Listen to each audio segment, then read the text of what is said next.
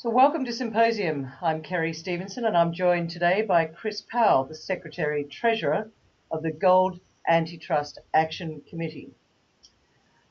He co-founded GATA in 1999 to expose and oppose the rigging of the gold market by Western central banks and their investment bank agents. He's also managing editor of the Journal Inquirer, a daily newspaper based in Manchester in the USA. He also writes a political column, which is published in newspapers throughout Connecticut and the Providence Journal in Rhode Island. He also edits the GATA Dispatch, which is GATA's daily newsletter. And that's what I get every day, Chris. Welcome to Symposium. We're delighted that you're going to be our keynote speaker at our symposium here in Sydney in October. But I just wanted to ask a couple of questions in advance of you coming down and giving your keynote presentation. And that's, I guess, firstly, could you outline GATA's position on the suppression of precious metals prices by Western central banks, I guess with government approval? I mean, what's going on there at the moment? Well, gold price suppression, Kerry, has been Western central bank policy almost from the beginning of central banking. These days, it is conducted largely surreptitiously. In the old days, it was conducted in the open. It was conducted through the gold standard. It was conducted perhaps most notoriously through the London gold pool of the 1960s, which was a coordinated scheme of the dishoarding of Western central bank gold reserves through the London bullion market managed by the Bank of England in London. The United States, Great Britain, 6 or 7 allied European countries would dishoard as much gold as necessary through the London market to hold the gold price at $35 an ounce. The gold offtake became so great in early 1968 that the Western gold reserves were being very badly run down. Finally, in March 1968, the United States asked the UK government to close the London gold pool. The London gold pool was closed. For many years, the gold price was $35 an ounce, and the next day the market was closed and there was no gold market. Subsequently, really non-managed markets in gold opened up and the gold price began rising, and the Western central banks retreated to a higher price and began really conspiring, is a fair word, on how to control the gold price at more of a distance. Today, they've been doing it through gold swaps and gold leases, particularly through gold derivatives, futures and options sold through the Bank for International Settlements in Basel, Switzerland. We've collected a lot of official documentation on this. We've posted it on the documentation section of our internet site, and anybody can look it up. And we have I think a unique method of proving this. It's unknown to financial journalism. You simply call up the central banks and ask them. Well, actually, speaking of central banks and the Fed, you sued the Fed a few years ago, and is that something? Was that successful for you? I mean, it seems to me that was a pretty big step. It was very successful. We brought a Federal Freedom of Information Act lawsuit against the Fed. We wanted to see certain of their gold documents. In the course of cajoling the Fed to get them to give us their stuff, we got a letter from Kevin M. Warsh, who was then a member of the Board of Governors of the Federal Reserve Board, who was acting as a sort of hearing officer on our Freedom of Information request. And he disclosed in the letter to our lawyer, I guess it was dated back September 8th in, I believe, 2009, that among the documents that the Fed was refusing to disclose to us were records of the Federal Reserve's gold swap arrangements with foreign banks. This was quite a disclosure that the Fed had such gold swap arrangements, because the Fed had always officially denied being involved in the gold market in any way. Anyway, we did bring the Fed to court, U.S. District Court for the District of Columbia, and we won a court order or damages. So the Fed paid you damages subsequent to that legal case. Are you going to be doing future legal action? $2,800. I'm sorry? Are you going to be bringing future legal actions against the Fed? I hope so. We have requests pending right now, new requests with the Fed, the Treasury Department, and the State Department, an expanded list of documents that we're looking for access to. We have not yet brought those requests into court. We are still either negotiating with the government agencies or waiting for them to reply to certain of our inquiries. But we are entitled at this point, as a matter of law, to bring more litigation against the U.S. government to seek its gold records. Chris, litigation is an expensive word, as we all know. How do you fund these sorts of actions?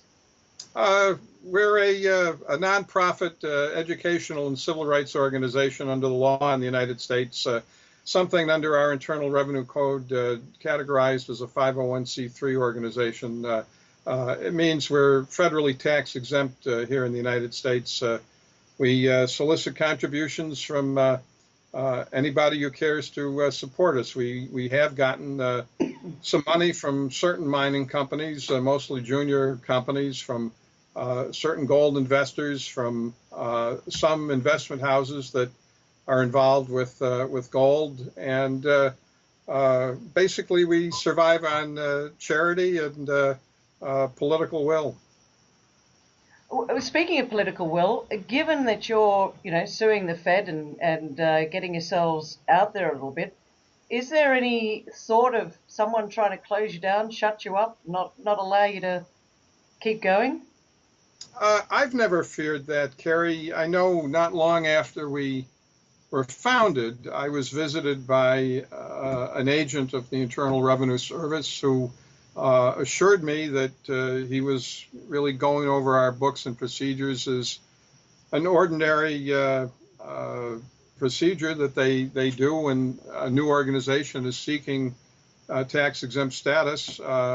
I spent the day with him here at home going over our papers and explaining to him how we worked. He made a couple of suggestions of how we should do things a little better. The suggestions were very well taken, and we complied with those suggestions. We did receive our tax-exempt status, and they've not really bothered us again, except for a technical matter where they felt that we had not filed our return on time, and I had a receipt from the post office showing it had been filed on time. But it was very hard to get anybody, a real person, to reply in substance. And in the end, I think I just paid them a small penalty to make them go away. And it wasn't worth fighting over whether my postal receipt was genuine or somehow a forgery. Chris, you've been largely ignored by the mainstream in the past. Do you think your ideas are now being taken more seriously? Do you think that it's getting out more into the mainstream and people are taking you a little bit more seriously these days? Oh, yes, absolutely. I think the intervention in the gold market by the Western central banks has gotten so obvious over the last year that even people who were very, very skeptical or even dismissive of our work are now thinking twice about it. At least that's what I hear. The problem, Carrie, is that the mining industry is our natural base of support. But the mining industry is incredibly vulnerable to government. It's vulnerable for its mining licenses. It's vulnerable for environmental regulations. It's vulnerable for royalty payments. Any government can shut down any mining operation in a flash if it wants to. It can always contrive some excuse to shut down a mine. So mining companies are very reluctant to cross their host governments, as you can imagine. Further, mining is the most capital-intensive business in the world. It just requires so much money to have a startup, and the mining companies are just totally reliant on the biggest investment banks in the world. The biggest investment banks in the world are totally dependent on the government. In the United States, all the big investment banks are primary dealers in U.S. government, U.S. Treasury securities. So the mining companies are very reluctant to offend governments. They're very reluctant to offend the investment banks that are the agents for the Western central banks in rigging the gold market. So as much as this aggravates and frustrates us, I understand why Newmont Mining will not return our calls. Newmont Mining doesn't want to be known for having given us the time of day. No big mining company does. We do get support from some of the smaller ones and Yeah, from certain the ones that can stay under the radar, I guess. Yeah, it's we're radioactive when it comes to politics and government and the mining industry. Chris, there is so much going on in the world in terms of the manipulation of the gold price and the manipulation of markets, etc. And we do hear a lot of talk about there's going to be some big changes, potentially collapse of the US dollar and the gold price going up. And we've recently seen, as we all know, back in April, a tremendous fall in the gold price, and sentiment has been terrible. I mean, given what's going on in the world today, how do you see this playing out? How do you see this resolving itself? And what will the consequences be for the average Westerner? Kerry, I long have thought that there will be an overnight revaluation of gold, that gold will be revalued thousands of dollars higher on a Sunday evening before the Tokyo market opens as part of an international currency revaluation. This is how the central banks operate. They will spring this on us when there will be no opportunity for investors to reposition themselves in accordance with the new order. That's how I think it will play out. I mean, I don't have any inside information about that. I do know that that's how central banks operate when there is some currency revaluation. There was a currency revaluation or two back under President Reagan. There was the famous so-called Plaza Accords. The central banks get together and work these things out in secret and decide on new exchange rates, and they spring them on the market, and you've either positioned yourself to profit or you haven't. There's no time to react in a way that will profit you. This is what the central banks do all the time, and it's so elementary, Kerry, and it's so easy to verify. Most of the central banks are members of the Bank for International Settlements in Basel, Switzerland. If you read the annual report of the BIS, you find them admitting that they are a gold bank that intervenes in the gold market all the time on behalf of its central bank clients. But you cannot get the Financial Times or Reuters or the Associated Press or the New York Times or the Wall Street Journal to call up the BIS or any central banks and ask them a simple question about gold. I guess in today's world where we've got electronic media and Facebook and social media, it is easier to get information out, but there is still that suppression. I mean, what have the consequences been of this price suppression for the Western central banks and their holdings of gold? Well, you got to remember the Western central banks most of them are not really worried about the valuation of their gold. They're worried about the valuation of their currencies and their government bonds, which is the reciprocal of the price of gold. There's a historic relationship between the price of gold and real interest rates. That's been the subject of a lot of academic research. The central banks typically want to control the gold price in order to protect their currencies and government bonds. But they do this in a way that defeats markets. The markets are really expendable in this scheme. So the more the price of gold is suppressed, the more government currency values and government bond values are supported through surreptitious intervention, the more markets are distorted. I think since the gold price suppression scheme began, I think in the mid-1990s, in earnest, we've had so much surreptitious government intervention in all markets now that I don't think we really know what the market price of anything is, from toothpaste to oranges. There is just so much pervasive manipulation by governments in the currency markets that we've lost the markets.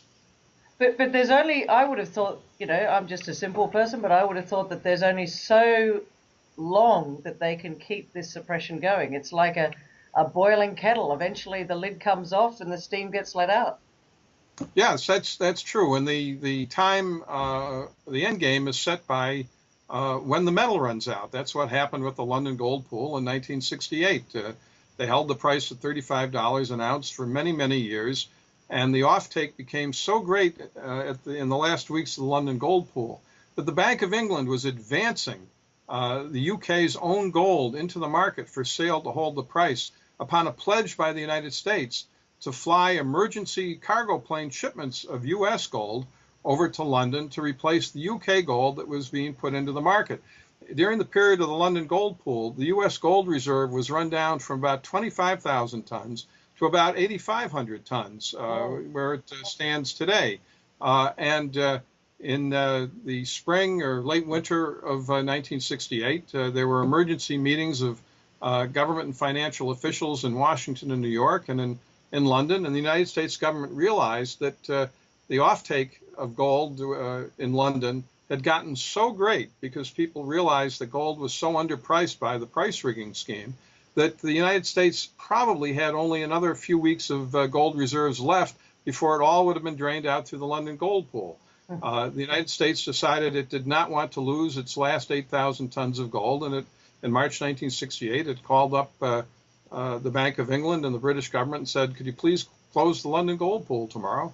London gold pool was closed. For years, the price was $35 an ounce, and the next day, there was no market at all. That is how it ended in 1968. I expect that it will end in a similar way in the next few years. There will simply be a central bank revaluation of gold to a much higher price. Central banks will announce that they will tender for gold at the much higher price, and they will retrieve the gold that they've swapped and leased into the market by offering gold owners a much better price to send it back to central banks, and central banks will begin the price suppression all over again for another few generations at a much higher level. What can people expect to hear from you when you come down and present in Australia? And have you been to Australia before? No, not yet. I'm very much looking forward to it. New Zealand too. And what can they expect to hear from you when you're presenting at the Gold Symposium in October? What would you like? I would like to persuade them to look at some of the major documents we have collected, which are all posted on our internet site in the documentation section. I would like to persuade them that we are not what we are disparaged as being some wild conspiracy theory organization. We are, in fact, a public records organization, an organization that is trying to bring transparency to government here in the United States and around the world. We've collected a lot of documents that constitute admissions of surreptitious gold price intervention. I mentioned that letter from Kevin M. Warsh, the Fed Board of Governors member, in which he disclosed that the Fed has secret gold swap agreements with foreign banks, but we have even more compelling stuff than that. We have a secret memo from the staff of the International Monetary Fund presented to the IMF board in March 1999 that reports that the IMF staff surveyed Western central banks, trying to get them to disclose their gold swaps and leases, and found that all the Western central banks were horrified at the idea of disclosing their gold swaps and leases because this disclosure, the Western central banks said, would impair their surreptitious intervention in the currency markets. Well, this is an admission by an international agency interviewing all these Western central banks that they keep the price down using gold swaps and leases. We have a PowerPoint presentation used by the Bank for International Settlements in 2008 to recruit new members of the BIS. The PowerPoint presentation identifies a number of services that the BIS provides to its members. Among the services the BIS advertises to potential members is secret interventions in the gold market. There's all sorts of stuff lying around like this.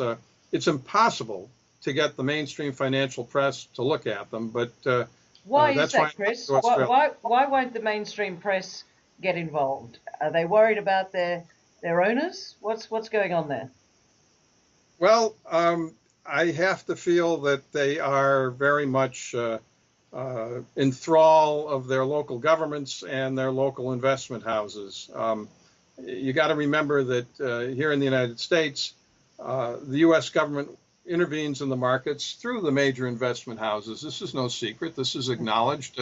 Whenever there's some terrible crisis, financial crisis in the United States, the Federal Reserve or the Treasury Department call on J.P. Morgan Chase or Goldman Sachs to organize a bailout. They are the primary dealers in U.S. government securities. They're also the primary advertisers in the financial press in the United States.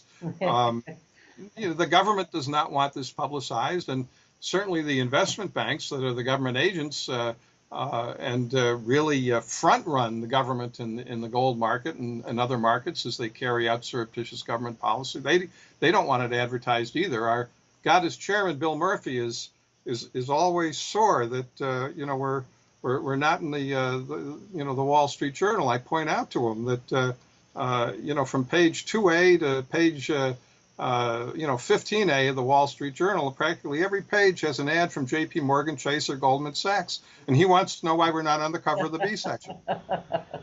Guess you don't have the pockets quite as deep to take full-page ads out in the Wall Street Journal. Well, actually, a few years ago we did spend, I think, $262,000. It was nice to have money then, and we did place a full-page color ad in the Wall Street Journal, and you can see that ad on our internet site. It was in, I think, 2008, just before the big financial crisis broke, in which we asserted that this gold market manipulation and market manipulation generally was going to be very damaging to the markets. And I think that was proven correct. But we got very little response to that ad. I was going to ask you, was it worth spending $262,000 on taking an ad out with no response? It was my idea, and I thought it was a great idea at the time, and I wish I could have the money back and have tried something else, though our chairman, Bill Murphy, still thinks it was a great idea. I'm the treasurer, and I'd like that money back. Sounds to me after those last comments that what people should be doing before they come and listen to you at the Gold Symposium is do some research, go onto the GATA website, which is gata.org, have a look at some of that documentation, and have the opportunity to ask you some questions while you are out here in Australia. Would you like to make some final comments? I would very much appreciate if people would just look at the documentation and then decide whether the stuff is all forged or whether it might be genuine. You can always check that out by calling up your local central bank or calling up the Fed or the Treasury or the Bank of England and asking them about this stuff. I assure you, you will get the door slammed in your face with contempt, and then you can draw your own conclusion. My own email address is cpowell, that's CPOWELL, at gata.org.